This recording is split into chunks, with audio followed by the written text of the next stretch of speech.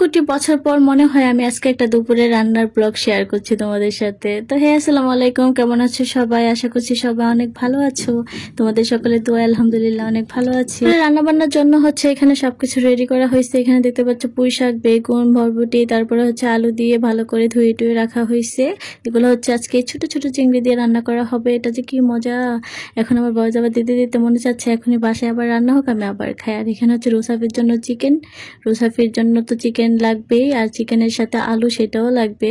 আর এখানে হচ্ছে মাছ ভুনা করা হবে, আর কয়েকটা চিংড়ি নিয়েছি। হাতিয়া যত চিংড়ি পছন্দ করে তো হাতিয়াকে ভুনা করে দিব। এখন তাহলে রান্না বান্না শুরু করা যাক। তো প্রথমে হচ্ছে রান্না করে নেওয়া হবে হচ্ছে পুঁই শাকটা। তো পুঁই শাকটা রান্না করার জন্য এখানে দেখতে পাচ্ছ আমি পানি বসিয়ে দিয়েছি পরিমাণ মতো। পানিতে হচ্ছে রসুন কুচি অনেকগুলো দিয়েছি। এই রান্নাতে রসুন কুচিটা অনেক বেশি মজা লাগে। আমি যখন ছোট সময় দেখতাম বড়দের এই তরকারিটা রান্না করে, আমার কাছে জানি না কেন জানি অনেক বেশি ভালো লাগতো। দেখা যাচ্ছে যে পানিতে মশলা দিচ্ছে, সবকিছু দিচ্ছে, তারপর কি সুন্দর ফুটে উঠছে, তারপর সেই ফুটন্ত পানিতে শাকগুলা দেওয়া হচ্ছে। জানি না কেন এটা আমার কাছে এত ইন্টারেস্টিং লাগতো।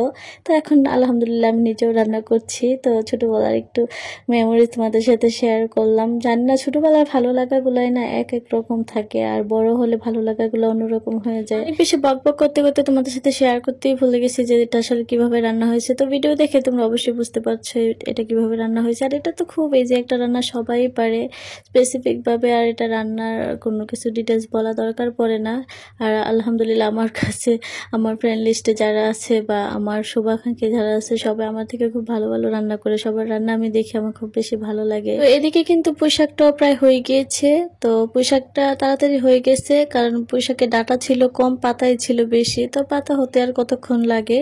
তো এই পাশে হচ্ছে আমি মাছগুলো মাখাই নিচ্ছি হলুদ মরিচ দিয়ে। মাছগুলো কিন্তু মরিচ দিয়ে মাখালেই হয়, কিন্তু আমি ছোটকাল থেকে দেখে আসছি যে সব ধরনের মশলা দিয়ে মাখালে মাছটা খুব বেশি মজা লাগে। তো এখানে হচ্ছে আমি আলুগুলা ভেজে নিচ্ছি রুসাফির জন্য যে রান্না করব আলু দিয়ে, তার জন্য আলুগুলা ভেজে নিচ্ছি। তো অনেক বেশি আলু দেওয়া হয় তরকারিতে। দেখা যায় আমি যখন তরকারি রান্না করি আলুই দেখা যায়, মাংস আর দেখা যায় না।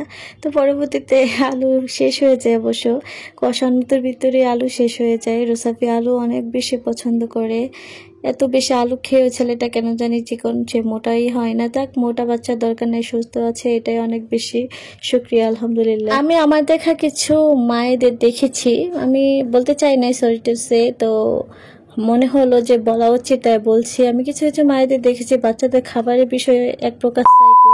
কেননা আমি দেখেছি যে তারা বাচ্চাদেরকে এত পরিমাণে জোর জবরদস্তি করে খাওয়ায়, মানে বাচ্চার পেট থেকে একটা আপেলের মতো তারে খাওয়ায়, তরমুজের মতো। তো বাচ্চার রিয়াকশন কি হবে?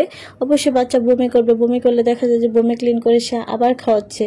এটা কিন্তু বাচ্চার উপরে খুব খারাপ একটা এফেক্ট পড়ছে। বাচ্চা সুস্থ থাকলেই হয়, বাচ্চা মোটা চিকন এগুলো কোনো এফেক্ট না। এদিকে আমার মাছ ভাজাও শেষ। এখন হচ্ছে আমি মাছ ভুনাটা করে ফেললে আমার রান্না বান্না হয়ে যাবে। তো এদিকে আমি হচ্ছে মশলাটাকে আগে থেকে কষিয়ে নিয়েছিলাম। তো এখন হচ্ছে মাছগুলো দিয়ে দিচ্ছি, আর চিংড়িগুলো দিয়েছি হচ্ছে হাদিয়ার জন্য। তো যাই হোক, একটা ছোট্ট একটা ব্লগ আজকে তোমাদের সাথে শেয়ার করলাম। জানি না কেমন হয়েছে, আশা করছি তোমাদের ভালোই লেগেছে। তো এখানে আমি ভাত রান্না করে নিচ্ছি। তো তোমরা সবাই ভালো থেকো, সুস্থ থেকো, দেখা হবে অন্য ব্লগ। আল্লাহ হাফেজ।